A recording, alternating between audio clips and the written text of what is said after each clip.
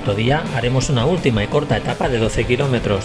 Abandonamos Hrafnstinnusker acompañados por la niebla atravesando los campos de obsidiana, pasando por la increíble zona geotermal de Storyberg para finalmente alcanzar el campo de lava que llega hasta el campamento de Landmannalaugar. Aquí aprovechamos para hacer la ascensión al pico Brennisteinsalda.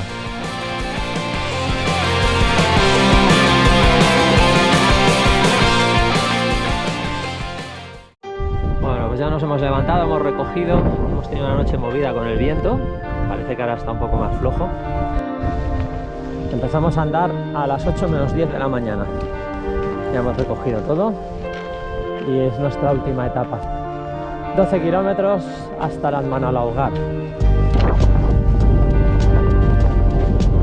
Aquí es hielo. Uno de los peligros de esta zona es la presencia habitual de niebla, en un paisaje con escasas referencias que puede desorientarnos fácilmente. Por este motivo, todo el sendero está balizado para evitar incidentes. Por suerte, abandonaremos la niebla al perder desnivel y acercarnos a la increíble zona geotermal de Storyberg.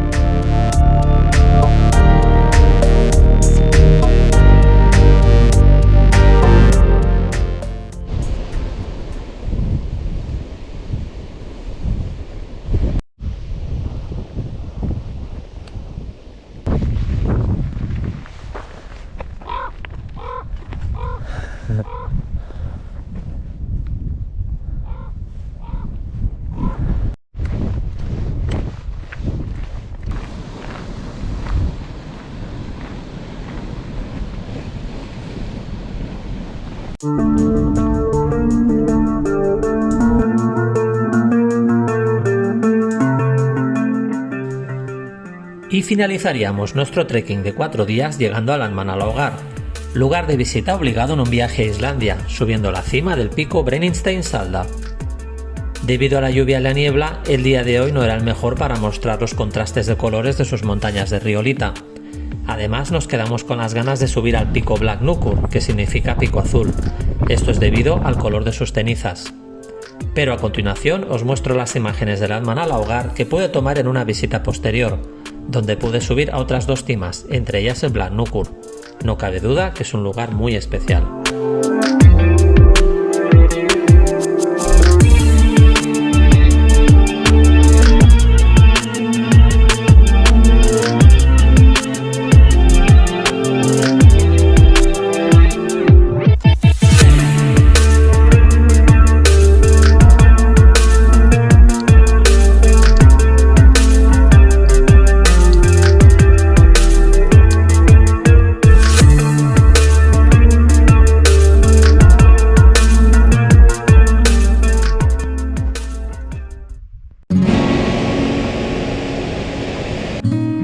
La ruta la podrás realizar desde mediados de junio a mediados de septiembre, fechas en las que operan los autobuses que puedes coger desde la capital. Fuera de este periodo, las carreteras suelen estar cerradas e impracticables. Al principio de la temporada, ten en cuenta que encontrarás más nieve en el sendero. ¿Tengo que hacer reservas? Si vas por libre y en autosuficiencia, tienes total flexibilidad. Puedes improvisar la ruta cuando quieras en función de la meteorología, oferta de vuelos, etc., ya que no dependes de nadie. Pero si quieres dormir en los refugios, tienes que fijar unas fechas y reservar con mucha antelación, pues se llenan muy deprisa. También puedes contratar la excursión con guía o alguna empresa dedicada a ello. El traslado en autobús no suele representar un problema, ya que se puede reservar con 24 horas de antelación. Planificación del recorrido. Lo habitual es iniciar la ruta en Landmannalaugar, ya que se realiza menos desnivel al partir desde un punto más alto, pero también te será más difícil encontrarte solo durante el recorrido. Recordad que es una ruta muy popular. Partiendo desde Landmannalaugar, finalizaríamos la ruta en Thorsmork realizando 4 etapas, o en Skogar si decidimos añadir el sendero de Finnvörðuháls con un total de 6 etapas. Si lo hacemos al revés, que es lo que hicimos nosotros, partiríamos de Skogar finalizando en Landmannalaugar. Una vez tengamos claras las etapas que vamos a realizar, la distancia y el número de etapas diario que vamos a recorrer y el punto de partida y llegada, podemos realizar la reserva del autobús en cualquiera de estas 2 páginas, T-Rex o Reykjavik Excursions. Tenemos en cuenta que la fecha de vuelta es flexible y no nos va a condicionar si queremos modificar sobre la marcha.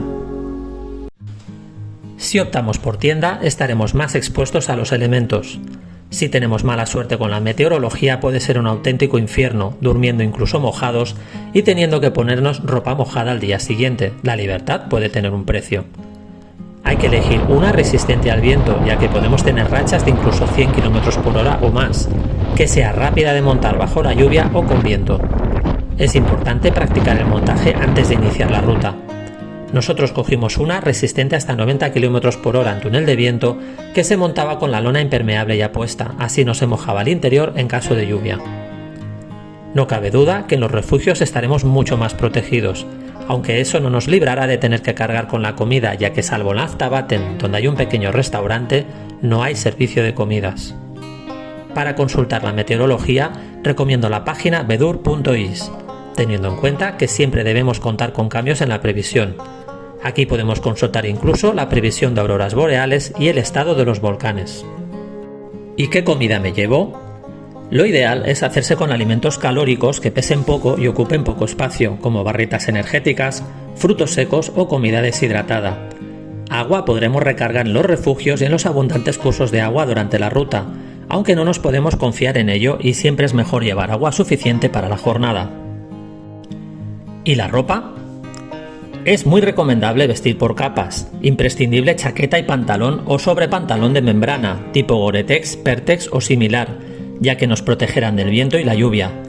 Deberemos ir preparados para el frío aunque no lo necesitemos, incluyendo guantes y sobre todo unas buenas botas también impermeables. En caso de ir con tienda, no debemos olvidar un buen saco de dormir invernal y la esterilla. ¿Qué otro material se recomienda? Unos bastones de senderismo nos ayudarán en las zonas con mayor pendiente y sobre todo en los cruces de río. Aquí también recomiendo llevar escarpines que nos evitarán tener que cruzar descalzos. Para orientarnos, a pesar de que es un sendero bien balizado, es aconsejable llevar mapa, brújula y GPS con el track de la ruta descargado. Nosotros además llevábamos un dispositivo Garmin para poder avisar a emergencias en zonas sin cobertura, aunque la mayor parte de la ruta dispone de esta. Y aquí finalizamos esta serie de vídeos sobre el lago Begur. Si te ha gustado, si te ha ayudado y quieres seguir más aventuras, suscríbete, dale like y comenta.